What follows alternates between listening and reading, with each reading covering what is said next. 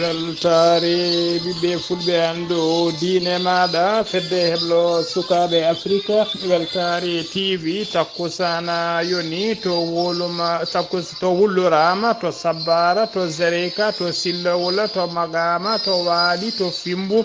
to kaƴila zacharia to jareɓe to wompu to taktake to ñomel to melga to samba kanji to sehil babi ko on takkusan juula ha to galle ceerno Idrissa Diallo to Boutanna ko on takkusan kadi juula ha to galle ceerno Demba Ndongo to Buruji ko taari ɗum kala ene jeeya e gardini kabaruji men to leydi Mauritanie Mohamed Cheikh El Ghazouani hoorejo gendi Mauritanie tawateɗo e jillu mum to Arabie Saoudite aleta hanki o yettima to Jidda nayimo toon noon ko juuroyade e juuloyde e jamanuraɗo men sallllahu alayhi wa sallam wiyete ka mesjidil nabiyu to leydi Sénégal Macky Sall e gouvernement mum kala ine tawe altine hande o to Kédougou e tourné mabɓe économique to leydi Mali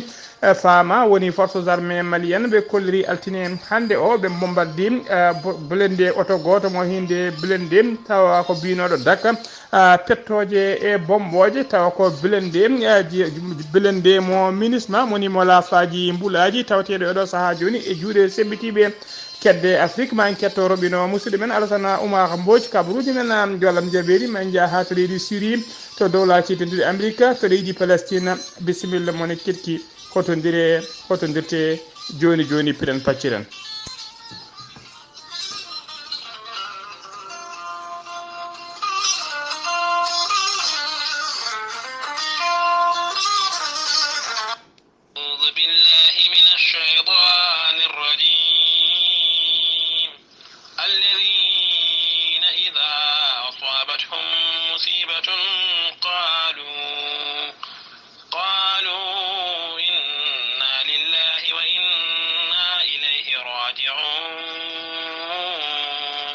sadakallahu l'azima batake jaam gonɗaɗo hono hulumata Hammadi Gayel to caali ko mawnuma duttiɗo Adama Mamadou Gayel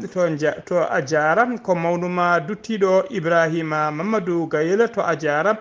ko mawnuma duttiɗo Youssouf Mamadou Gayel to a jara ko miñuma duttiɗo Ali Doro ko joom galle duttiɗo Mamadou Samba ko ɓi duttiɗo tawateɗo to leydi Côte d'Ivoire kañum yettiɗo wulango eɓe ngullo dendagal bandiraɓe sehilaɓe e hoddiɓe kala guila kayɓe calinaɓe haɓe ajaranaɓe haɓe wuuro farbanaɓe eɓe moyla hanaɓe e Sinthiou Bamambinaɓe e sehil babinaɓe ustare badiɓe debbo hen banggue jinnaɗo mabɓe debbo hen banggue jinnaɗo mabɓe hen banggue biyetenoɗo Amiyettou Mamadou Gayel ko jamma alkamisa ene jofa aljuma ɓennuɗo o hoote joomi ko aleta hanki o sappo e ɗiɗi lewru jolal hitande ujunnaji ɗiɗi e nogas e tati o wira to Sinthiou Bamambi eɗen mbiya tan de Allah yurmotomo yaafomo harnamo aljanna kanko e dendagal mayɓe julɓe kala allahumma amina.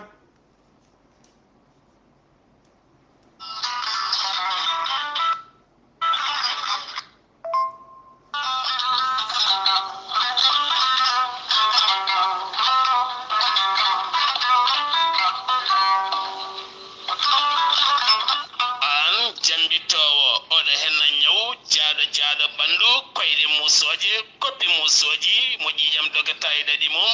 AVC cardiaque tension diabète walla ni an donkuɗo foccade toƴiɗo donkuɗo jokkoyde enɗam ni juma ni jama e nokkuji goɗɗi kala jokkodire gorel te joni joni mbiya alhamdulillah. Gorel te ko haako moƴƴo iwruka en tokkoriti noro ari ko wallude en e safrude en ha moni kala yiito hen hoore muɗuma ɓen jokkodirɓe e gollorgal gorel te kamɓe kala ɓe kolliti ɓe jiitimen koye mabɓe no ɓe jambitanno yo gay ñabbuji cuuɗotoɗe nder ɓalli hay so tawi woni ɓe jangtanoka e ko gorel te safrata ɓe mbi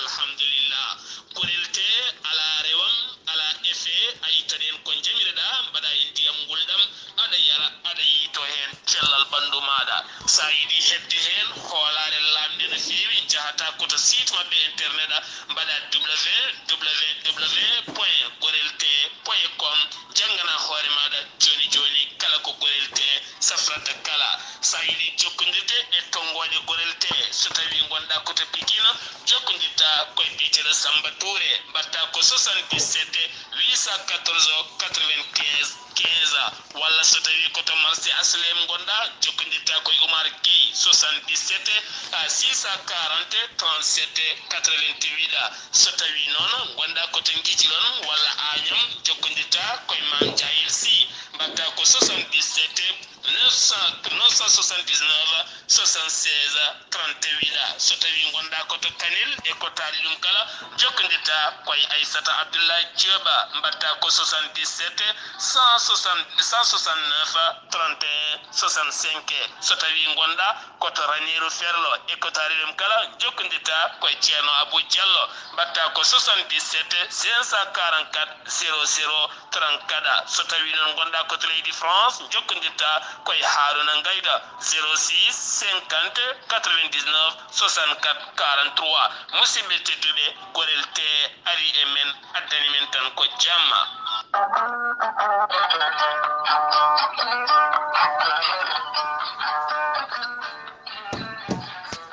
aadi bil aadi salade aadi ɓuri firtude aadi ceerno Djiby Sy wi ko firtata aadi mum e weltare ɓiɓɓe fulɓe andu diine maɗa. ceerno Djiby Sy ko wittiyanke leɗɗe ko safriyanke safruji fina tawa. ceerno Djiby Sy ko jaadinɗo ɓalwala e danawal kala. ceerno Djiby Sy ko laaɓɗo reedu maraɗo wune cafrowo rafiji kewɗi ɗi jiiɗa cirola. ceerno Djiby Sy Allah ne luɓi ɗum gandal e mbawka yaltinde dendagal borosaji e rafiji kewɗi tawateɗi nder reedu neɗɗo ponneɗo oppirede tawa jomum reedu mum sekaka. ceerno Djiby Sy rokkanma ko leɗɗe so tawi a waɗi no wirumani dendagal borosaji ɗi kala jalta ha laaɓa ha jiira guite maɗa. ceerno Djiby Sy ene jogui leɗɗe fannuji tati hen fannu goto sa ƴetti ɗum fodde sappo e tati rafine yalta ma ha laaɓa. fannu ɗiɗaɓo so tawi a waɗi no wiruma ni fodde sappo e jeenere fin yaltema ha laaɓa. fannu tataɓo waddete koye gawri samme walla gawri ndemiri so tawi a hutorima no wiruma ni rafiji kewɗi ma jaltema ha mbiya alhamdulillah. ceerno Djiby Sy ne yawrani rewɓe ronkuɓe sowade rewɓe dartoraɓe rewɓe sattoraɓe dawle kala. ceerno Djiby Sy ne safa rafiji goragu no ndidonno e on fannu kadi omo jogui leɗɗe biteɗe muuɗa hirda ƴetta ɗum joni joni yitoɗa hoorema hano hannirta ni. ceerno Djiby Sy so tawi yennama ka miskino safruma ha mbiya wen tawa hay mbuuɗa yoɓani so wona wonduɓe rafiji ɗiɗi mo seeɗineji bahluɗi hoore mum hara haɓɓa walla on janowo barogal. ceerno Djiby Sy ko bawɗo listihara ko indema inde nene makko dokkatama indema inde nene ma dokkatamo o haala ko wone nder ɓerde maɗa ha mbiya yoni. ceerno Djiby Sy waɗanteɓe listihara so tawi ko wonɓe nder leydi Sénégal e dendagal leyɗele ñamoje franc CFA ko temedde nayyi mbuɗo woni 2000 francs. so tawi noon ko tawateɓe nder leydi Mauritanie listihara waɗiranta ɗum ko ujunere uguya. ceerno Djiby Sy ne jogui numéro Wave ko on kadi woni numéro Orange Money ko numéro makko appel e nder leydi Sénégal mbatta ko 00 221 78 128 35 98. so tawi ko yidɓe haaldude makko to banggue WhatsApp ceerno Djiby Sy numéro muɗum ko leydi Mauritanie mbatta ko 00 222 47 22 80 84. ceerno Djiby Sy ne andini dendagal kilineɓe mum tawateɓe nder leydi Mauritanie wonde base makko mo Nouakchott ne golla hano hannirta ni. ene tawe ɗon miñi kono wiye ceerno Alassane Sy numéro mum ko 32 62 04 99. ceerno Djiby Sy ene tawe e oɗo saaha joni to Agnam siwol galle makko ne tawe dande goudron dendagal otoji ummiɗe Wourossogui ne payi Dakar ko damal galle makko rewata e dendagal otoji kadi ummiɗe Dakar ne payi Fouta ndewata koye damal galle Djiby Sy. ceerno Djiby Sy galle mum mbiɗen tawde koye dande goudron waɗɗani agence mawɗo mo weeva mo Agnam siwol ceerno Djiby Sina ndi dendagal kileneɓe mum amadi leɗɗe kese ha tengtinona ɓen wonduɓe seero ɗen leɗɗe so tawi a hutorima ɗum dendagal ñonkoto gonɗo e reeduma gasat ha laaɓa ha reeduma heccida ceerno Djiby Sy kadi ne jogui leɗɗe a jubbat hen seeɗa mbadda e ataye so tawi a yari ɗum ñonkoto kewɗe rafiji kewɗi ñonkoto ko wayno faiblesse sexuelle e rafiji kewɗi goɗɗi ma gasema ha laaɓa ceerno Djiby Sy ko laaɓɗo reedu malaɗo wune mbadden danɗo faade makko.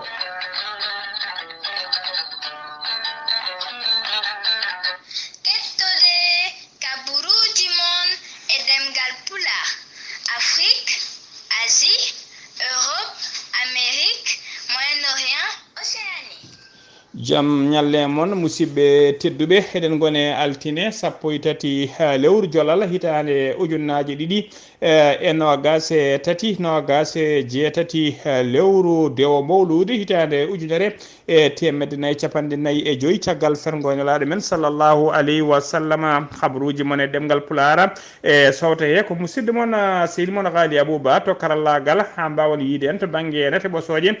ko miñi men sehil men Saydou Abouba on ñagama yafuy noon to banggue karallede ɗo en teskima sowtaji ɗi ene pamdi seeɗa ha tengti to banggue publicité ji to kabaruji men ɗemgal pular. Jam hiire mon eɗen gone altine 13 lewru jolal hitande ujunnaje ɗiɗi e nogas e tati altine nogas jeetati dewo mawlude hitande ujunere temedde capanɗe nayyi e joyyi caggal fergoynelaɗo men sallllahu alayhi wa sallam. Habaruji mon e ɗemgal pular e sawta he ko musidɗo mon sehil mon Ghali Abouba to karallagal ha mbawon yiide en to banggue nate ɓosoje ko miñi men sehil men Saydou Abouba hono mbiruɗen gardini kabaruji men to leydi Mauritanie Poudar autorité ji wuro Rosso Mauritanie ɓe kolliri tigui wonde ɓe teeɓima yimɓe jeetato ɓen jeetata noon ko tumanoɓe kay ko kañumen balli ɓen wannoɓe braquage huyɓe ɓe hinde braqueur wannoɓe braquage e banque biteɗo BPM ha ɓe mbawi taccude caggal maayo hen ɗiɗo noon ɓen wannoɓe braquage noon koɓe tato hen ɗiɗo nangga koto leydi Guinée ko Égypte naɓe keddiɗo noon battowo tataɓo on teeɓa koto leydi Sénégal ko ñimne koko foti artirede e nder Nouakchott ɗiɗo nanggaɓe to Guinée ɓe noon ɓe gartirnoma ɗo e nder leydi Mauritanie gila ñande aljuma ɓennuɗo ɗo henne no ɓe janno noon koye Bogne taw ko banque biteɗo BPM woni banque populaire de Mauritanie ɗum on Bogne ɓe janno mum ko gila ñande goo lewru novembre hitande ujunnaje ɗiɗi e nogas e tati ɓe janno e on Bogne ɓe jaadino e fodde 11 million taw ko haalisa uguya o Bogne o noon ko agence tawateto legal Soukouf ene tawe sara ƴippera marché mo attal al khayri ha joni ko leydi Mauritanie keddoɗen landaji dawrugol ɗi leydi Mauritanie ɓe ndendini haalis kewde no fewi kene qime ha capanɗe 7 million taw ko haalis uguya ɗum noon ko gam ballal faade kay ummade mabɓe faade ɓesgu gazanaɓe tawateɓe nder leydi Égypte wonɓe oɗo saaha kala e kaya mbeya guila ñande jeeɗiɗi lewru novembre 2023 gonɗen ɗo ko biyeteɗo noon Mohamed Woula Bey kañum woni secrétaire exécutif chargé des affaires politiques landa INSAF woni landa laamu ka ko kañum ɓayini on kabaru koye yontere wotere noon ɓe kolliri koye nder yontere wotere ɓe mbawi rendinde kayit ɗeɗo capanɗe 7 million taw ko haalisa ko yeb faade ɓesgu gazanaɓe ha joni ko leydi Mauritanie keddoɗen Hanan Woul Sidi kañum woni ministre de la défense mo leydi Mauritanie o ƴetti lana makko ndiwoka aleta hanki o yaaɓini to émirat arabe uni o yeehi noon ko tawtoriyede expo Dubai pour l'aviation expo Dubai pour l'aviation on expo noon fuɗɗoto ko ñanawma hande o 13 lewru octobre ha ñande lewru novembre ha ñande 17 lewru novembre gonɗen ɗo ko hunde ko hikka noon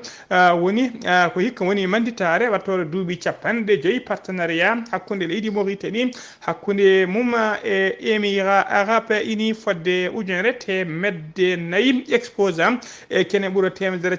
jeetati avion tawine tawe hen avion ngaji ɗi hinde Boeing 777-9 ine tawe toon hannana wula siidi noon yahani goto omo yaadi e général de brigade biteɗo Hammadi Eli Mawlud kañum woni commandant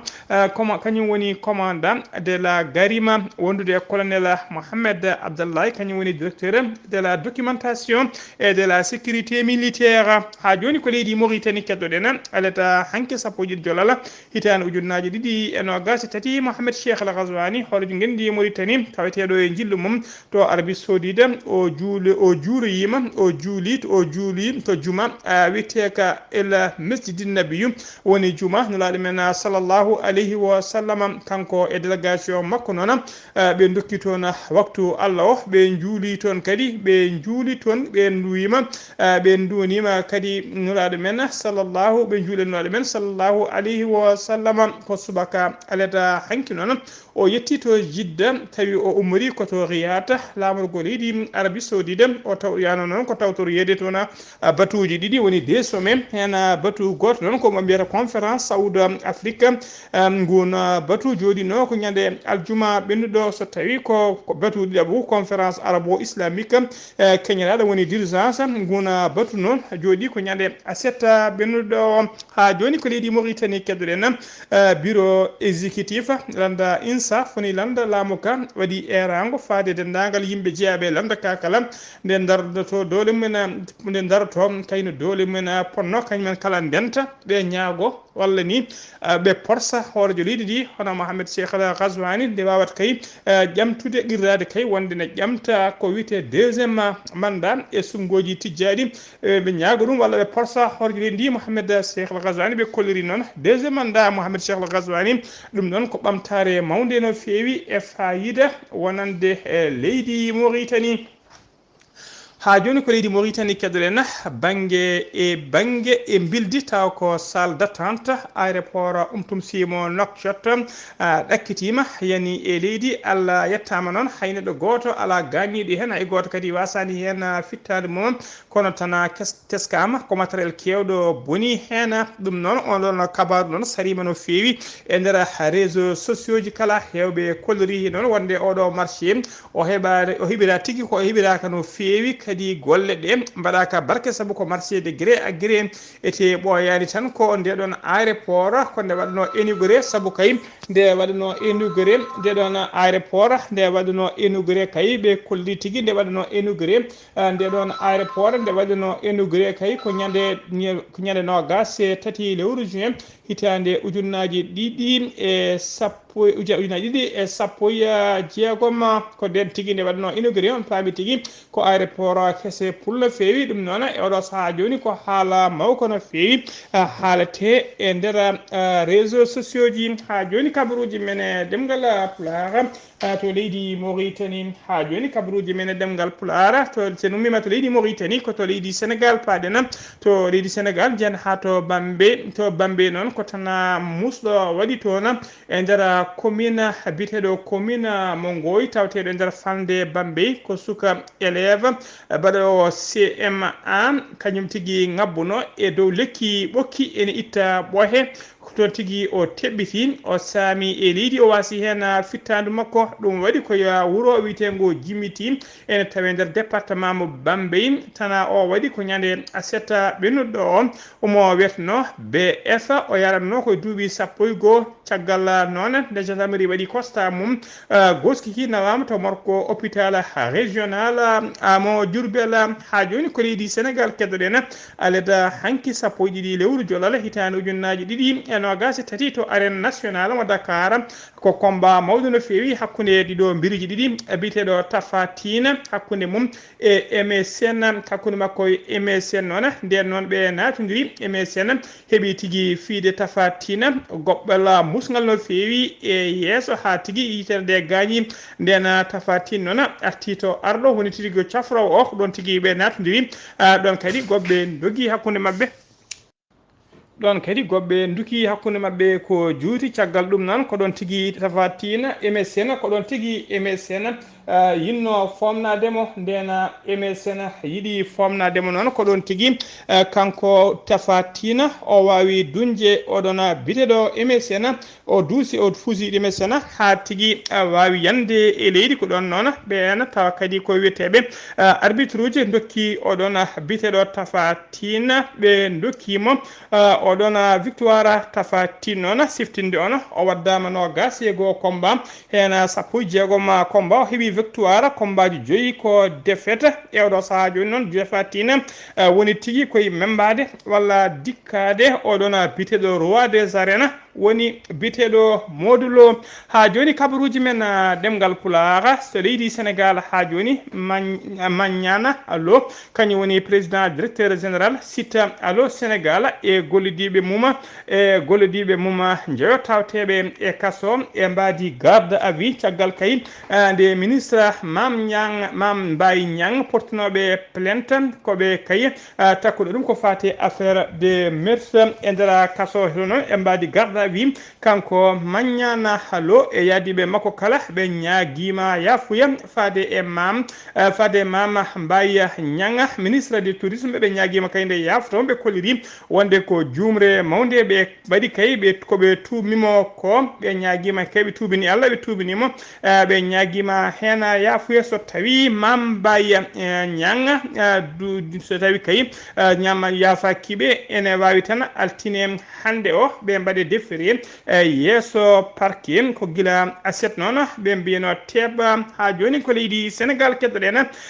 député biteɗo Guy Marius Sagna gonnoɗo e jillu mum caggal leydi e mbadi tournée international o yaltini o yetti o holliri tigui o yettima noon leyɗele kewɗe no fewi to dongre Europe ha to Afrique du Sud kala o joddima toon noon e diaspora hewɓe no fewi kanko Guy Marius Sagna noon o holliri hanki e nder hello makko Facebook wonde kay ko altine hande o sappo e tati lewru novembre 2023 à 15h o foti artude e nder Dakar tawi o arata koye era Sénégal o yetti noon o jarni no fewi dendagal diaspora Sénégal naɓe kala teddungal e jaɓɓugal payidingal no fewi ngal ɓe mbaɗi nimo toon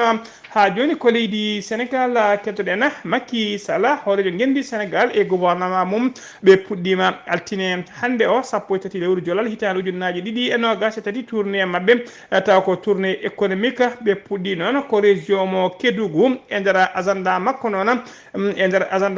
ene tawe hen conseil présidentiel wondude conseil des ministres wondude visite des chantiers inauguration ngaji kewɗi ko sanga 11h noon Amadou Ba horejo jagorde e yoga e jagorde mum jetti toon to Kédougou ko sanga 16h woni 4h kikiɗe Macky Sall foti yettade kay to aéroport mo Kédougou sanga 17h00 woni 5h ko nden tigui fuɗɗoto conseil présidentiel gouvernement Macky Sall noon teskama tigui waɗi golle paydinde no fewi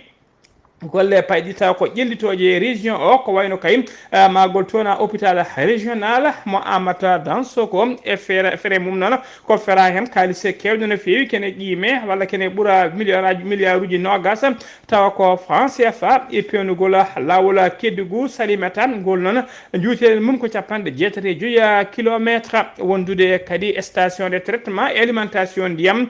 mo Kédougou wondude e 2 brigades gendarmerie ko gendarmerie de proximité goto hen afa koto wuro witengo ko santo goddo wada koto wuro witengo fungo limbi wondude stade régional mo Kédougou e pewnirgol aéroport mo Kédougou e goddum gere kewde ne fewi teskama de Macky Sall e lamum golli kay e do saha joni ndara leydi Sénégal sen ummima to Kédougou koto Ziguinchor paden to Ziguinchor jabbuden walla nduwono dena ciftorena musidɗo men silmen Amadou Isaga Kebende Allah yurmotoma yafoma harnamal janna kanko e dendagal mayɓe julɓe kala allahumma amina koto mima to Ziguinchor koto leydi Mali paden e mbadi rende e gendi mum e haɓade seɓɓitiɓe fama woni forces armées malienne ɓe kolliri tigui wonde ɓe mbaɗi opération pattamde miijo e nder région mo Kidal fama noon ɓe kolliri ɓe bombardi toon pelle joguitiɓe tufinoɓe kay wannoɓe jeeje mumen taw ko yinnode tufade kuninkoɓe fama holliri wonde ɓe bombardi blende goto mo lafadi buladi woni mo casque bleu en taw ko ɓeena ɓe loni casque bleu jeji noon tawa ona blende ewɗo saaha joni tawate ko juuɗe pelle joguitiɓe ona blende noon ene wanno pettoje kewɗe no fewi e nder mum ha joni ko leydi Mali keddoɗen jeen ha to Niamakoro malinaɓe ene goya kayne gonde mette mumen caɗele ko fati kay kuppiraji courant e kala saaha e nder leydi e kala yanti hen kadi ko sasiyeɓe wiyoɓe ko agent ji EDM woni énergie de Mali woni agent ji taw ko société kuɓɓam e nder leydi Mali taw ko fo agent ji e kala saaha ne naata e galleji ne punta yimɓe ne ñama halis mumen to Niamakoro zira bakkoro noon to noon ko escroc ji ɗiɗi kañumen mbiya teeɓa hen goto ne yara duuɓi capantati e jeenayyi goɗɗo yara duuɓi capanɗe nayyi e joyyi tawi kamɓe ɗiɗi kala koɓe fo agent ji catala énergie ɗi Mali funtannoɓe yimɓe kay kala saaha ene punta ɗumen ene ñaman ɗumen koppere kalisaji mumen no fewi nde ɓe nanggal noon ɓe piyama toon ha bone artiɓe piggala muskal no fewi caggal ɗum noon ko ɗon tigui ɓe mbatta e juuɗe dadiɓe ha joni ko leydi Mali keddoɗen Rafi Denga ene tawe tigui e oɗo saaha e nder leydi Mali temedde tati e capantati e jeegom ka ko fuɗɗi tawede ene gondi e Rafi o siftinde noon pour am yekka taw ko jiitaɗe ene wondi e Rafi Denga e nder leydi Mali tandi hikka ko guelñaɗo jeenayyi e lewru septembre 2023 Rafi Denga noon teskama ko Rafi musso no fewi kadi ko Rafi Baro ha joni ko leydi Mali keddoɗen ko ninkoɓe faggudu woni douane ɓe leydi Mali ɓe teeɓima ñande alarba jeetati lewru jolala gonɗen ɗu taw ko douanier tawateɓe to poste mo sibi noon taw ko poste mo sibi mo Bankuro ma e teeɓima kene qime fodde capanɗe tati kilo taw ko or e dow lawol hakkude ummade to wiyete Kouré Mali faade Bamako tawi koye o tawi tigui ɓe tawi ɗum koye nder oto ona oto noon ko neɗɗo goto taw ko nationalité asiatique kañuma dongnanno on oto ɓe teeɓima ɗuma kañuma e kanŋe o kala habaruji men ɗemgal Pulaar kedde Afrique ma en ketto musidɗo men sehil men roɓino musidɗo men sehil men hono Alassane Oumar Mbodj assalamu aleykum wa rahmatullah. Waaleykum salam wa rahmatullahi taala wa barakatuh. Ghali Abouba ko tawde nder habruji men dogre Afrique ñalawma hande o taw ko sappo tati lewru taw ko jolal ujunere ɗiɗi nogas e tati to leydi Mali hoore biir sappo e ɗiɗi lewru jolal ujunere ɗiɗi nogas e tati ko honkoɓe ɓe leydi Mali kamɓe tawi ko kamɓe pirɓodiri e ɓen robal en kamɓe nen ɓe mbaɗima hono tiruji hono jeeɗiɗi kadi tawkata ko bombardement tawkata ko aérien waɗi noon tatto mayɓe hen kono andaka de halto banggue ɓen kadi tawkata ko mayri ɗum noon e oɗo saaha mo gonɗen ko robel o ha hande de ene contrôle oɗon ville mo Kidal Guinée Conakry o deyi ko guila kay ɓen Moussa Désiré Camara wonde ɓe yiɓe mum kalni collecté hono PVN nde ƴetti oɗo prison vidéo ji ɗiɗi ɗo taw ko surveillance kañum e deyi koko mbaɗi hankkadi tout taw ko réseaux sociaux ji en ɓen no jaltiri ni hani no mbawi kadi yaltide oɗo prison ha laaɓa hande kadi oɗo collecté hono PV hono yitaka addi noon e ardiɓe kadi taw kadi ko laamu sabbunugol mettide no fewi wiide ɗum ɗo kay wawa ɓe mbawa yaltinde tan ko ɗum complot mawɗo wonɗo sa nini oruji ɗi no garta ɗon ni hande ɓe jaltini ɓe mbiya a fama tan ɗum ɗon ko complot mawɗo woni ɗon hani e waddude o maka e oɗo commando garta toon ha wawi koto yaltideɓe ɗum waɗi noon caɗele kewɗe no fewi adini e won ɓeɗo ittede postoji mumen ha laaɓi wiide kay jogani ko ɓen jaggani ɓen ko junggo Côte d'Ivoire on mennoɗo wonde jagol kala hono maɓe ngal joom soho gonɗo to wayi caggal leydi waddu exil mum wiide hankkadi ko woni caggal leydi ko haaɓi toon alay saago arta e nder leydi ndi eɗen nganduno kay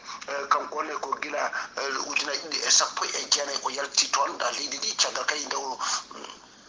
tawina wonde kay kono duuɓi nogas e kaso caggal kay wottiji mabɓe ɗi bonto ujunaji ɗiɗi nogas ha ni candidature makko on rejeta guila oɗo saaha ko jaltuɗo leydi ndi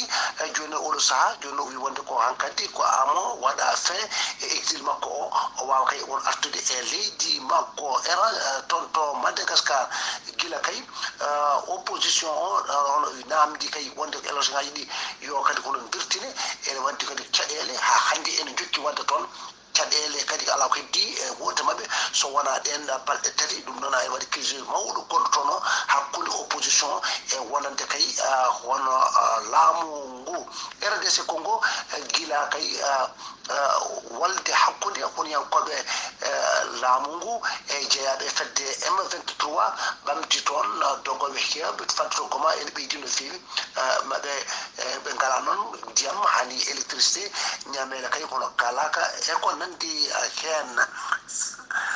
ɗum noon Ghali Abouba ko ɗum ɗo woni ko tonguɗen e dongre Afrique ñalawma hannde o wono koye dande musidɗo moon Alassane Oumar Bojji gorko mo sanɗo ngam weltare ɓiɓɓe fulɓe andudinema fedde heblo sukaɓe Afrique weltare Ayawo TV.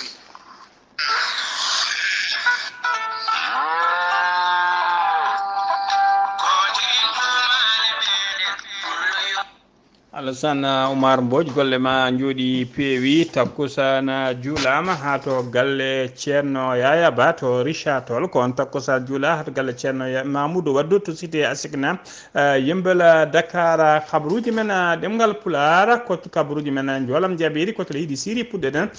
koni koɓe ɓe dowlaci tettuɗi Amérique ɓe kolori tigui wadde ɓe jooɗi bomboje e pettoje mabɓe e ɓenta ko combataji haɓatoɓe laamu to e nder leydi Syrie to banggue funnague leydi ndi ɓe kolliri ɓe mbari toon fodde combataji jeetato taw ko Iran naɓe ko ɓe kolliri noon ko joftigu saabu ko ɓeena koninkoɓe Amérique mbaɗi ko joftigu saabu kaya ɓeena combataji kañumen mbanno jangu mumen e personnel Amérique naɓe tawateɓe e nder oɗon diwana ha joni koto leydi Syrie pa keddoɗen toon koninkoɓe leydi Russe kolliri kañumenne wonde ɓe mbaɗi bombardement mabɓe wikkede ɓennuɗo ɗo e nder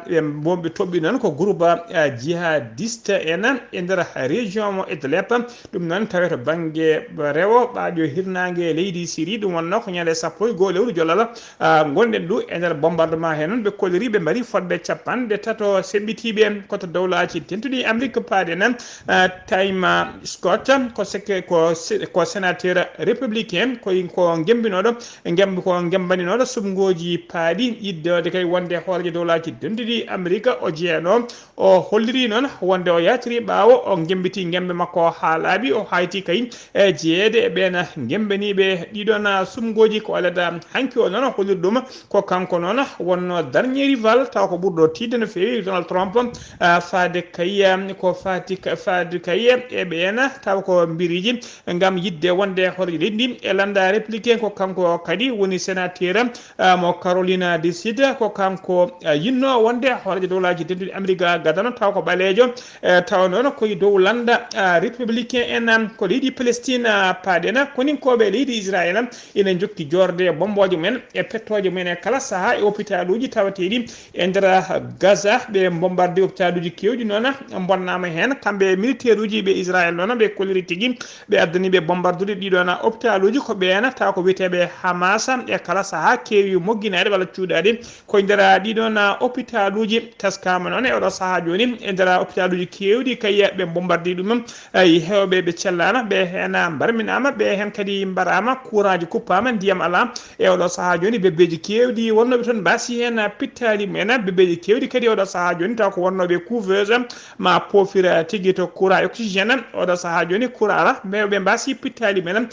oxygéne ene ngakkino feewi e nder ɗiɗon hôpital uji musidɓe tedduɓe gasi ha laaɓi ceero ko ɗum ɗo wonno komin tongal noon kabaruji men ɗemgal Pulaar e sawta he ko musidɗo moon sehil moon Ghali Abouba to karallagal ha mbawal yiden to banggue nete ɓosoje ko Saydou Abouba so tawi ko roɓindo Afrique musidɗo men hono Alassane Oumar Mbodj ketkimalaki jaam yo jaam Allah jogomi jogo on.